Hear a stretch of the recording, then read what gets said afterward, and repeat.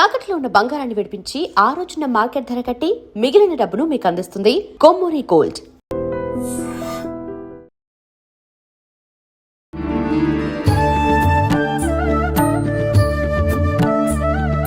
నమస్కారం, welcome to I dream. ధర్మ మార్గం విత్ విజిత కార్యక్రమానికి స్వాగతం. ప్రస్తుతం మనతో పాటు ఉన్నారు శ్రీ జగదాంబ త్రిశక్తి పీఠాధిపతులు బ్రహ్మశ్రీ బెనారస్ గురూజీ. ఇప్పుడు వారితో మాట్లాడదాం.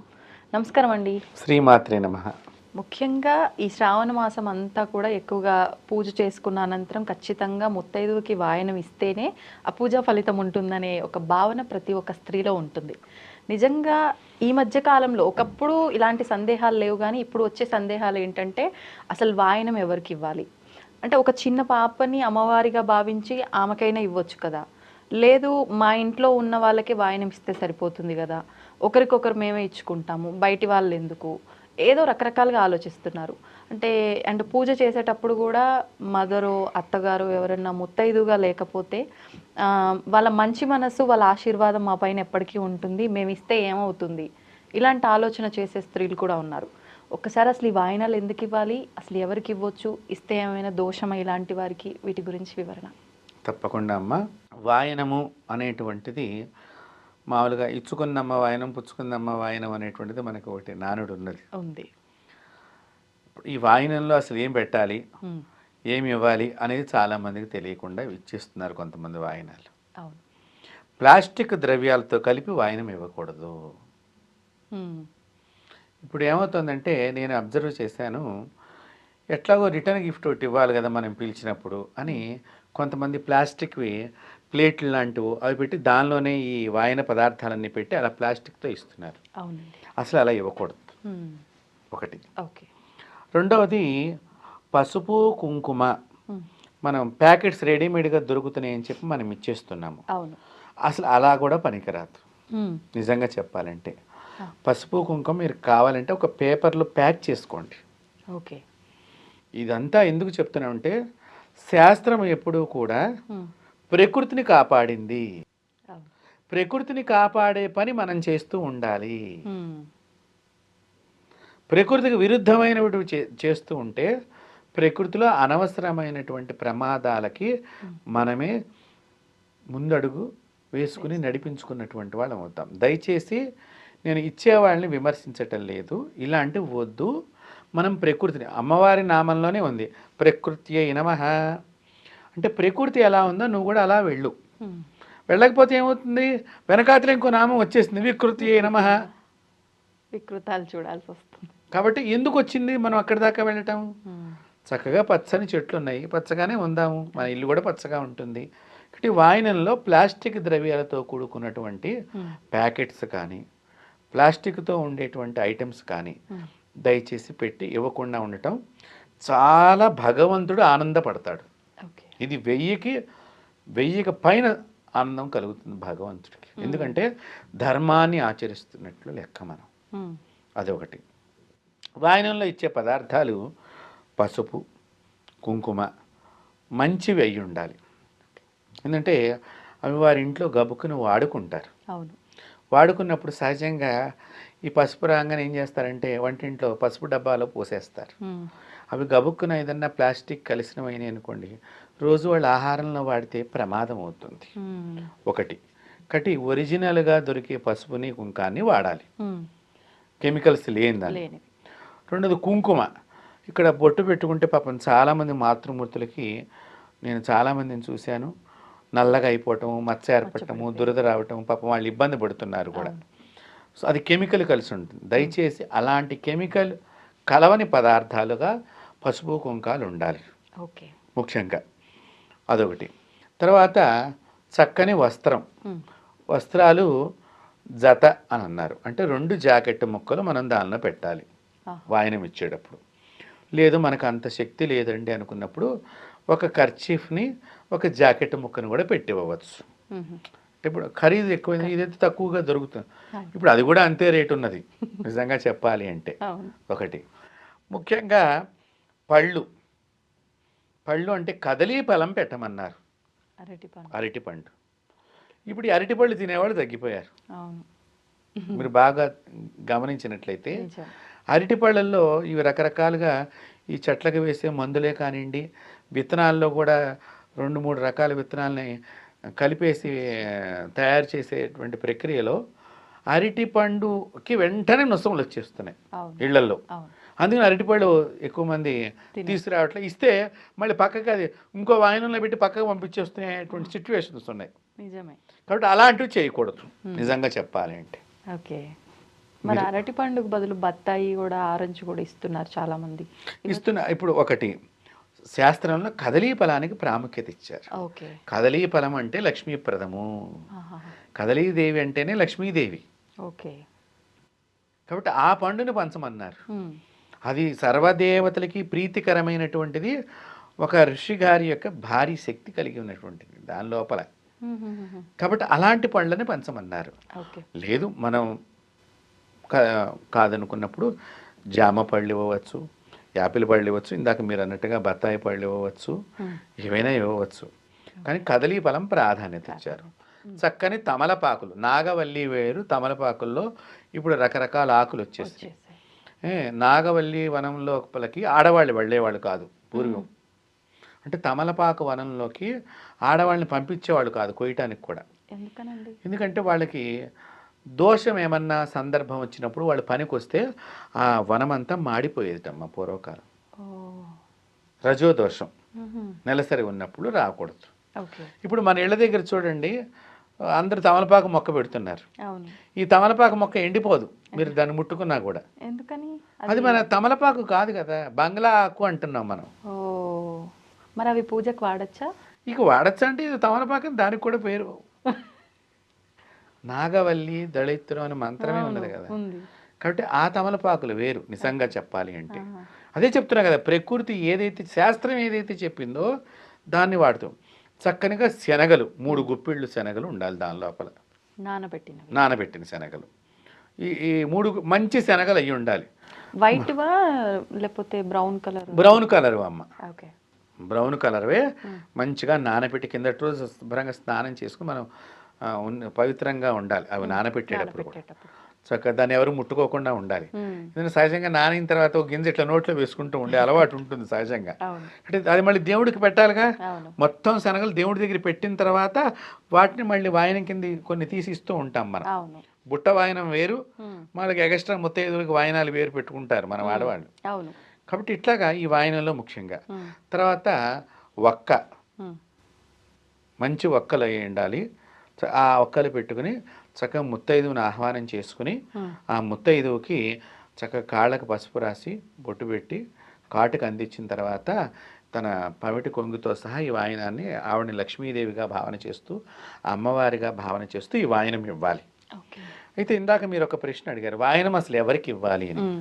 నిజంగా చెప్పాలి అంటేనమ్మా, పేద ముత్తైదువులను పిలుచుకొని ఇవ్వటం చాలా సంతోషం. ఎందుకంటే ఉన్న వాళ్ళకి మనం ఎట్లాగో వాయనం ఇవ్వటంలో తప్పు లేదు, వాళ్ళ ముత్తైదువులు కాదని కాదు. ఈ వాయనం ఇవ్వటంలో గొప్ప ఆంతర్యం ఏంటంటే లక్ష్మీదేవి ఆలోచన చేస్తుందటమ్మ, ఎవరికైనా ఒక్కళ్ళకైనా పేదవాళ్ళకి ఈ వాయనం అందుతుందా అని. లక్ష్మీదేవికి ఆనందం కలిగే పని చెయ్యాలి మనం. కాబట్టి మనం పిలుచుకునే వాళ్ళల్లో ఒక్కళ్ళు, ఎందుకంటే పాపం వాళ్ళని ఎవరు పిలవరు. యథార్థంగా చెప్పాలంటే, అయ్యో నేను ముత్తైదునై ఉండా కూడా ఎవరు నన్ను వాయనానికి పిలవలేదని వాళ్ళు బాధపడుతూ ఉంటారు. మనం ఏదో ఆవిడ ముత్తైదు కదని పలకరిస్తాం, రోడ్డు మీద కనిపిస్తే వచ్చేసి ఇచ్చలేండి మీరు మా ఇంటికి, నేను ఇస్తానులేండి ఎవరే ఓపెన్. అలా కాదు నిజంగా. అంటే మనం కూడా వాళ్ళని ధనవంతుల్ని ఎలాగైతే ప్రేమగా పిలుస్తున్నామో అలాగే వాళ్ళకి కూడా. కొంతమంది అలాంటి వాళ్ళు వస్తే పని వాళ్ళ చేత పసుపు రాయిస్తారు. ఇది చాలా తప్పు, వీళ్ళే రాయాలి. మన స్టేటస్ని బట్టి వాయనం కాదమ్మా. అమ్మవారు అట్లా లేదు. పేదవారికైనా సమస్థితులు, భగవంతుడు పేదవాడికైనా ధనవంతుడికైనా కూడా సమస్థితినే ఉన్నాడు. కాబట్టి పేదవాళ్ళకి వాయనం ఇవ్వటం మూలకంగా ఏమవుతుందంటే, మీరు ఇచ్చిన వస్త్రము వారికి లేకపోతే ఇది వాడుకుంటానికి ఉపయోగమయ్యి, ఆ స్త్రీ నాకు మంచి వస్త్రం ఇచ్చారు పలానా వారి ఇంటికి వెడితే అని ఆనందం వలన ఆ ఆనందము నీకు ఆశీర్వచనమై నీకు సౌభాగ్యాన్ని ప్రసాదిస్తుంది. ఇది వాయనం ఇచ్చే లోపల ఇంత అంతరార్థం ఉన్నది. ఇప్పుడు కాళ్ళకు పసుపు రాయాలి అన్నారు.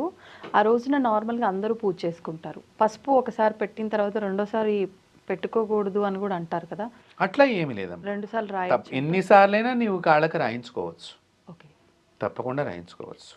పసుపు కానీ బొట్టు కానీ అలా దూసి తరంగా అయిన నమః అమ్మవారి మీదట అలా పసుపు పడుతూ ఉంటుందిట ఓహో. ప్రతినిత్యం కూడా. అనేక మంది సుహాసినిల చేత ఆవిడ మీద పసుపు కుంకాలు. అందుకనే పూర్వీకులు ముత్తైదులు బాగా మా చిన్నప్పటి మేము గమనించేవాళ్ళము, పసుపు పడింది అనుకోండి దులుపుకునేవాళ్ళు కాదు. మేము వచ్చి దులపమాకర అనేవాడు. అంటే ఏంటి, నేను ఎప్పుడు అలా ఉండాలి, నా ఒంటి మీద పసుపు పడేటట్టుగా ఉండాలి. ఇప్పుడు మనం పడితే మనం మళ్ళీ ఇలా చేయబెట్టుకుని ఒంటి మీద పడకూడదు, ఎన్నో జాగ్రత్తలు రకరకాలుగా మళ్ళీ అలా మనం పాటిస్తున్నాం. పూర్వీకులు అలా పాటించేవాళ్ళు కాదు. అలా స్త్రీగా నువ్వు ఉండిపోవాలి అని కోరుకునేవాళ్ళు వాళ్ళు. ఒకటి. తర్వాత ఇందాక మీరు ఎవరికి ఇవ్వాలి వాయినము అనేది కూడా ఒకటి అడిగారు. పేద ముత్తైదువులను ఒక్కళ్ళన్నా ఉంటే చాలా మంచిదని చెప్పాను.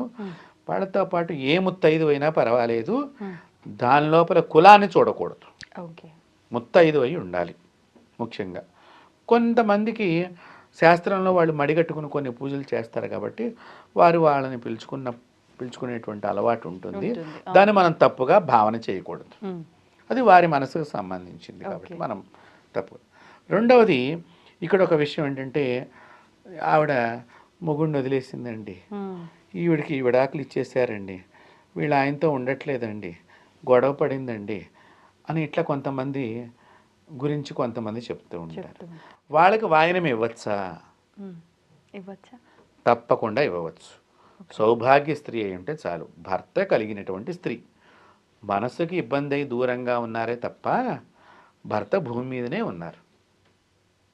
వారికి ఇవ్వటం మూలకంగా మనకు కూడా అలాంటిది ఏమన్నా వస్తుందేమో ఆలోచన అవసరం లేదు. అది పిచ్చి భ్రమ. అస్సలు అట్లాంటి ఆలోచన ఎవరు కూడా పెట్టుకోకూడదు. ఇంకా నిజంగా చెప్పాలంటే ఆమెను పిలిస్తే ఆమె మనసు ఆనందపడుతుంది, కాస్త బాధకి స్వాంతన దొరుకుతుంది. అప్పుడు తన లోపల ఉండే బాధని నీ దగ్గరకు ఇంకొక రోజున వచ్చి ఏదైనా చెప్పుకున్నప్పుడు నువ్వు ఆమె బోధ పోగొట్టేటువంటి ప్రయోగం మూలకంగా మళ్ళీ తన భర్త తన దగ్గరికి చేరే అవకాశం నీవు తీసుకున్న దాని అవుతావు. నిన్ను భగవంతుడు హర్షిస్తాడు. కాబట్టి విడాకులు అయిపోయినంత మాత్రానో, ఏదో మనసులో అభిప్రాయ భేదాలు వచ్చినంత మాత్రానో మనం ఆ స్త్రీకి వాయినం ఇవ్వటం తప్పు, దానికి ఇస్తే మనకు కూడా అవుతుందేమో అలాంటి ఆలోచనలు ఏమో పెట్టుకోకూడదు. భర్త కలిగి ఉన్న స్త్రీ అంటే దూరంగా ఉన్నప్పటికీ కూడా సుహాసిని అయి ఉంటే చాలు, మనం ఇవ్వవచ్చు, ఎటువంటి తప్పు లేదు. మనమే మన సాటి స్త్రీని, ఒక స్త్రీ సాటి స్త్రీని గౌరవించకపోతే ఎలాగా గౌరవించాలి? ఇక్కడ ఏమన్నారంటే పుణ్యస్త్రీ అని చెప్పారు. పుణ్యస్త్రీ అంటే భర్తను కలిగి ఉన్నది. ఇప్పుడు భర్త అమెరికాలో వెళ్ళాడమ్మా ఉద్యోగానికి, ఇప్పుడు ఆవిడ పిలుస్తున్నామా లేదా? పిలుస్తున్నాం. మరి ఇప్పుడు దగ్గర లేడుగా, ఇప్పుడు లేకపోయినా ఎప్పుడో ఒకప్పుడు వస్తాడని కదా. ఏమో ఆ విడాకులు ఇచ్చిన ఆయన మనసు మారి రావచ్చు ఏమో. ఎందుకు నువ్వు అలా ఆలోచన చేయకూడదు? నీ వాయినం పుచ్చుకున్న రోజున ఆమె అభాగ్యం పోయి భాగ్యం కలగచ్చేమో, మంగళప్రదం కావచ్చేమో నీ చేత్తో ఇచ్చేది. దాని గురించి మీరు ఎందుకు ఆలోచన చేయటం లేదు?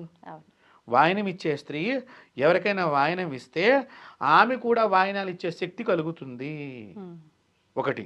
వాయినం పుచ్చుకున్న స్త్రీ ఎప్పుడు వాయినాలు పుచ్చుకుంటూ ఉంటే సౌభాగ్యాన్ని కలిగి ఉంటుంది. కాబట్టి పరస్పరము రెండు శక్తులు ఉన్నాయి ఇక్కడ. ఈ రెండు శక్తుల్ని స్త్రీలు పొందటానికి గాను ఈ వాయన కార్యక్రమాన్ని ముఖ్యంగా పేదవారి రక్షణ కోసం వేదంలో ఈ వాయనం పద్ధతిని కూడా పెట్టడం జరిగింది. బాధని పోగొట్టడానికి ఈ వాయన పద్ధతి. ఇప్పుడు వాళ్ళకి ఎవరికైనా పాపం ఆవిడ వచ్చినప్పుడు మనం గమనిస్తాం కదమ్మా, ఆవిడ ఏదో మామూలు చీర కట్టినాయి, పాపం ఇవిడ పెద్ద, మనం గబుకున నాకు బీరువా నిండా చీరలు పడి ఉన్నాయి, ఒక చీర ఇస్తానండి, ఆవిడ పాపం బాధపడుతుంది. నువ్వు చీర పెట్టావనుకో, అది రేపు కట్టుకుని ఏమ్మా విజిత ఇగో నేను కట్టుకుని వచ్చి అంతేనండి, నీకు ఎంత ఆనందం ఆ రోజున ఒకసారి కళ్ళల్లో నీళ్లు తిరిగిపోతాయి. అది చెయ్యాలి. వాయనం అంటే భగవంతుడు వేదాలలో పెట్టిన సిస్టమ్ అంతా కూడా సాటి మనిషిని ప్రేమించడమే పూజ. కాబట్టి వాయనము ఈ విధంగా ఇచ్చుకున్నట్లయితే మిమ్మల్ని అమ్మవారు వరిస్తుంది తొందరగా. కాబట్టి ఇలాంటి వరించే పద్ధతుల్ని ప్రతి స్త్రీ పాటించాలి. నా మాటల వలన ఎవరికైనా ఇబ్బంది కలిగితే అన్యదా భావించకండి. నేను ఎప్పుడు కూడా అందరూ మంచిగా ఉండాలని చెప్తూ ఉంటాను. అందరికీ ఆనందం కలగాలనేటువంటి భావనే తప్ప ఇలాగ దూరం పెట్టి విమర్శించే వాళ్ళని నేను విమర్శిస్తున్నానని కాదు. ప్రతి స్త్రీ కూడా నాకు తల్లితో సమానం. చాలా సంతోషం. ధన్యవాదాలు. And for more videos, Please subscribe to iDream. Please subscribe to iDream. Please subscribe iDream. And please subscribe to iDream. For more videos, subscribe to iDream. please like, share and subscribe to the channel. Congratulations, iDream. Subscribe to iDream. Subscribe to iDream. So subscribe to iDream Media. iDream ki iDream team andarki huge congratulations. Please subscribe iDream Media. Please subscribe to iDream. Subscribe iDream. Please subscribe to iDream. iDream అంటే నా కళల channel subscribe చేసుకున్న నోరు తిరుగుతలేదు. మీరైతే గంట గుర్తు కొట్టండి. For more such videos, please subscribe to iDream. Subscribe to iDream. Please subscribe to iDream. Please subscribe iDream Media. Please do subscribe to iDream. Please subscribe to iDream Media. For best entertainment and information, please subscribe iDream. And don't forget to subscribe to iDream.